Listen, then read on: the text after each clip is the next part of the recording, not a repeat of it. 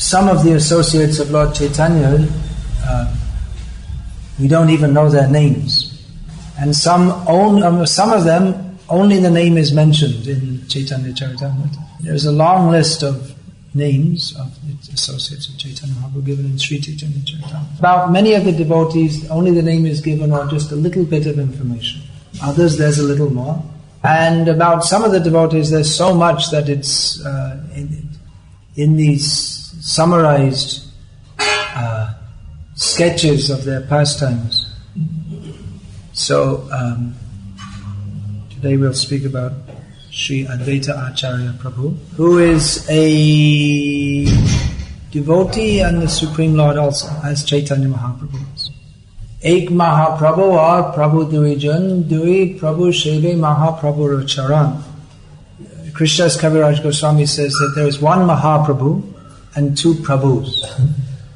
The two Prabhus are Nityananda Prabhu and Advaita Acharya Prabhu. These three are all Vishnu Tattva. Advaita Acharya is the incarnation of Mahavishnu. And he's also identified with Sadashiv. That means he is also Shiva Tattva. This is a little... Shiva Tattva is quite complex and mysterious. But Sadashiv is actually Vishnu form. Gaur Ganodesh Deepika describes that Sadashiv in Vrindavan, in the pastimes of Krishna, he took the form of a cowherd boy and danced close to Krishna. In the beginning of Sri Chaitanya Charitamrita, Krishnadas Kaviraj Goswami has elaborated on the philosophical understanding of Chaitanya Mahaprabhu, Nityananda Prabhu, and of the personalities of Chaitanya Mahaprabhu, Nityananda Prabhu, and Advaita Prabhu. Krishnadas Kaviraj Goswami says that Advaita Acharya is Mahavishnu, who creates the material world through the action of Maya.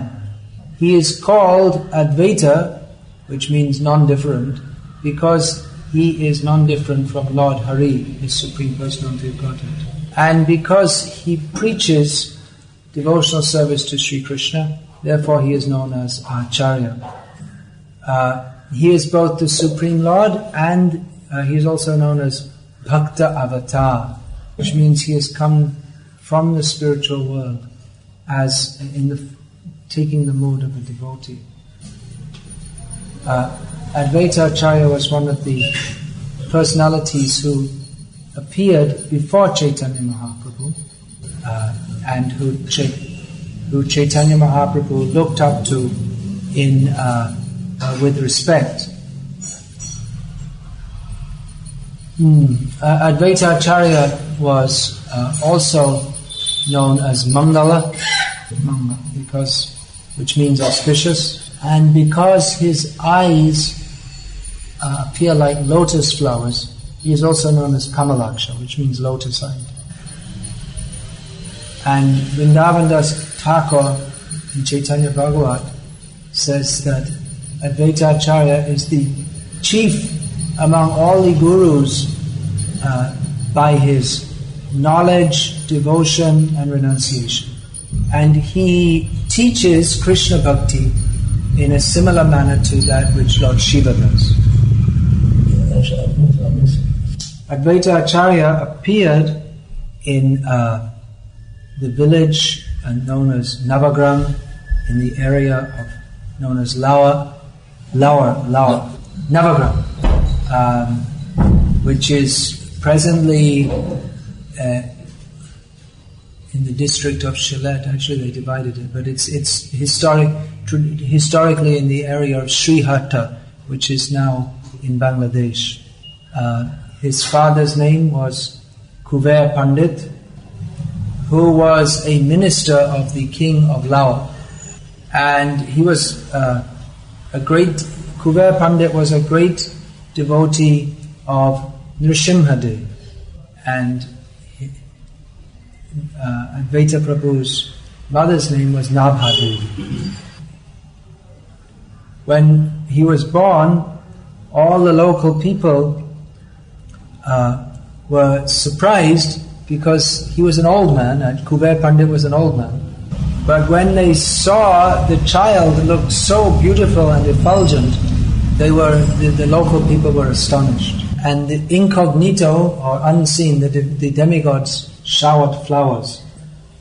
Advaita Prabhu, when he was a little older, he moved to Srihatta, and from there to Shantipur, which is a long way from Srihatta. Shantipur is on the bank of the Ganga. He also kept a house in Navadip. He appeared in this world in 1434 AD, which means he was already over 50 by the time that Chaitanya Mahaprabhu appeared. And he remained in this world for 125 years. So when his father and mother passed away, Advaita Acharya went to Gaya for offering pinda and performing the standard rituals. But having gone there, he didn't come back. He continued on a long pilgrimage all over India, which even today, that's quite an undertaking to go by train and everything. But those days they were going by foot. When he arrived in Vrindavan, he became absorbed in the intense mood of bhakti for Krishna. And it became apparent to him that Krishna was about to appear again in Navadvip Dham. So when he came back from Vrindavan to Shantipur, he went via Navadvip and stayed some days there. And the people of Shantipur were very happy to receive him because they were feeling great separation from him. Advaita's two wives were named Sita and Shri. Although we don't hear there's not much mentioned about Shri Devi, only Sita is mentioned more in the old books. Gaur Ganodesh Deepika says that Yoga Maya became Sita Devi, and Shri is the Prakash expansion of Yoga Maya. The Prakash? Expansion of Sita Yoga Maya. No, yeah. In the period prior to Chaitanya Mahaprabhu's appearance, there were a few Vaishnavas in Navadvip and other places, in other places in Bengal, mostly in Navadvip. And they were very sorry to see the condition of the world, that people were not interested in Krishna Bhakti. And Advaita Acharya, who was the leader of the Vaishnavas in Navadvip, he especially was very distraught at the condition of the world's people. So out of compassion, he began to teach Bhagavad Gita and Srimad Bhagavatam, explaining that the essence of all scriptural advice is to worship Lord Krishna in pure devotional service. During this period, Madhavendra Puri arrived in Navadvip on his way to Puri on the order of the Gopal deity, which is related in another episode. No, maybe not Navadvip, at least I don't know about Navadvip, but he came to Advaita's house in Shantipur. Advaita Acharya, seeing the tremendous devotion of Madhavendra Puri, accepted Diksha mantras from him. So, in the description of the allegorical Chaitanya tree, Chaitanya Mahaprabhu himself is the main trunk, Madhavendra Puri was the first seed of this tree. Ishvara Puri was the sprouted, he was the sprout that developed into that tree. And Advaita and Nityananda were the two trunks which expanded from the main trunks which expanded from the main trunk. So Advaita Acharya, even though he is the Supreme Lord himself, he thought that unless Krishna himself appears in the world, the people cannot be properly benefited.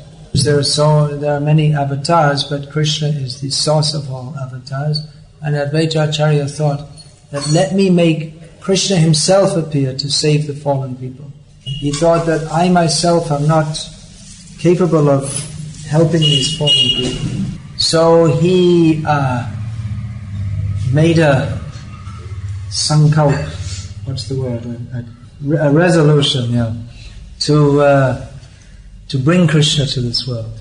So he began to worship Shalagram with Ganga water and Tulsi leaves, calling out loudly and pleading to Lord Krishna to please come to this world.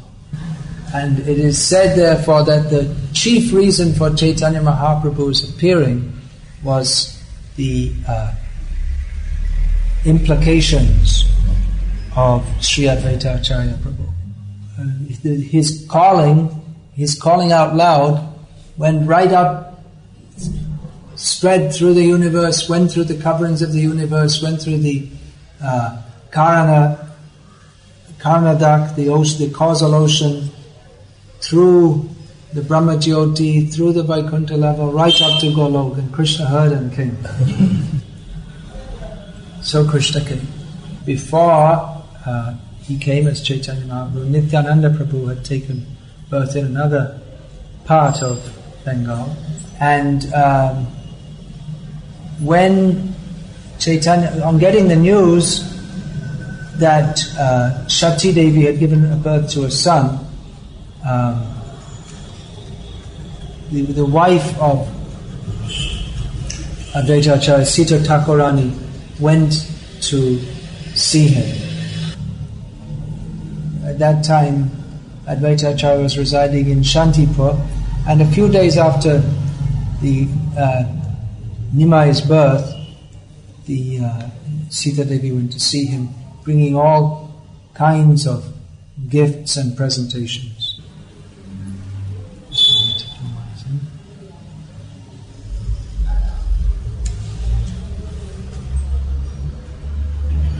So,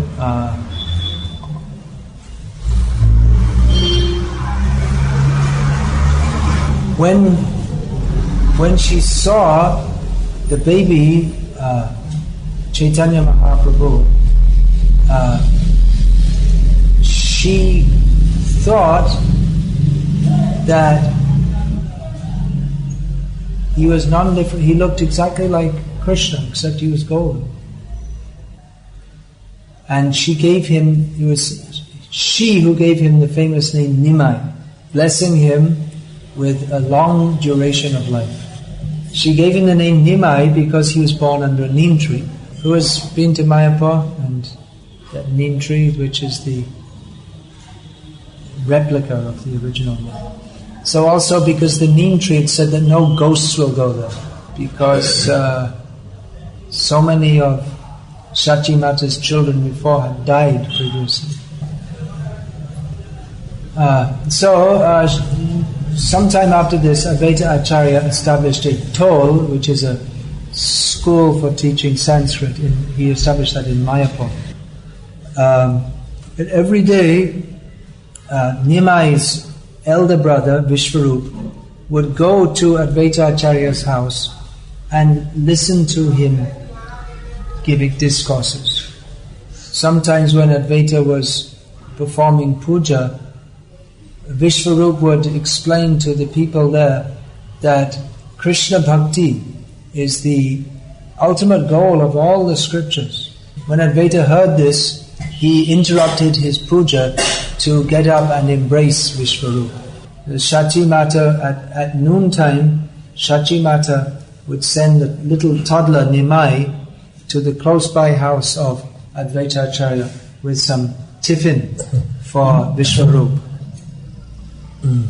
And seeing the beauty of Nimai, Advaita Acharya became astonished. But due to the Yogamaya potency, who was his wife, he couldn't recognize that this is the Lord who I had called for. In the meantime, Vishwarup came to know that his parents were making plans for his marriage.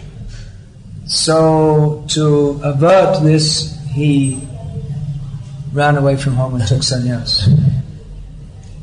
On hearing this, Sachi and Jagannath and everyone were very upset. But Advaita, as the senior member of the community, pacified everyone by saying that Krishna himself is going to appear soon, soothe everyone's distress.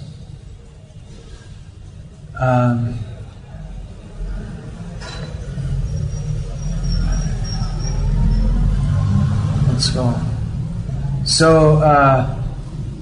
So many things happened, and Chaitanya Mahaprabhu got married, and his father died, and he went to Gaya he got initiated there. Actually, his father died, and then he was married, and then he went to Gaya. And when he came back, Chaitanya Mahaprabhu was completely in the mood of a devotee. So Advaita Prabhu and the others were most happy to see this. Shortly after that, Nityananda Prabhu arrived in Navadvip. And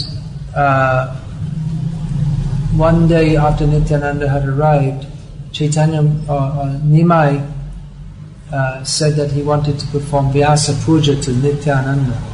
And on the day previous to that Vyasa Puja, Chaitanya Mahaprabhu revealed that Nityananda was Balaram, and that Advaita Acharya had caused Nimai to appear in this world. Chaitanya Mahaprabhu said, I was sleeping on the milk ocean, but Nara, which was a name that Chaitanya Mahaprabhu used for Advaita, he called so loudly that he woke me up and called me down here. This time Advaita was in Shantipur. And after the Vyasa Puja, Nimai said that he should be called from... He called me to this world, so now he and his wife should come to see me and come and worship me. So when this news was sent to Advaita, so he very happily brought all the paraphernalia for worshipping. But he wanted to just test. So he didn't go to Srivasa's house where the Vyasa Puja had been held. No. He did not go to Srivasa's house where the Vyasa, but instead he hid in Nandana Acharya's house, which is about a little more than a kilometer from there. But Chaitanya Mahaprabhu knew he was there and sent for him, and in great happiness Advaita came to worship Lord Gauranga. He washed Mahaprabhu's lotus feet and worshipped him with panchopachara, 5 ingredients, reciting the prayer Namo Brahmanya Devaya Go Brahmana Hitaya Cha Jagatitaya Krishna Govindaya Namo. Chaitanya Mahaprabhu then told Advaita Prabhu to dance. Advaita Prabhu was famous for his wild dancing. Even though apparently he was very old, of course he's not old, but he exhibited the great bliss of dancing like a madman in love of God, which very much delighted and enthused the other devotees. Now Advaita was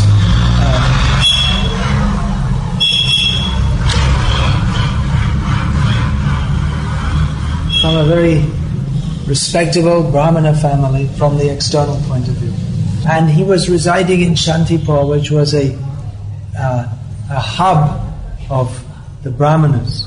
So he had to one time it was time to perform the Shraddha, and one has to feed the Brahmanas after doing so. Now, at that time, Haridas Thakur was staying close to Shantipur.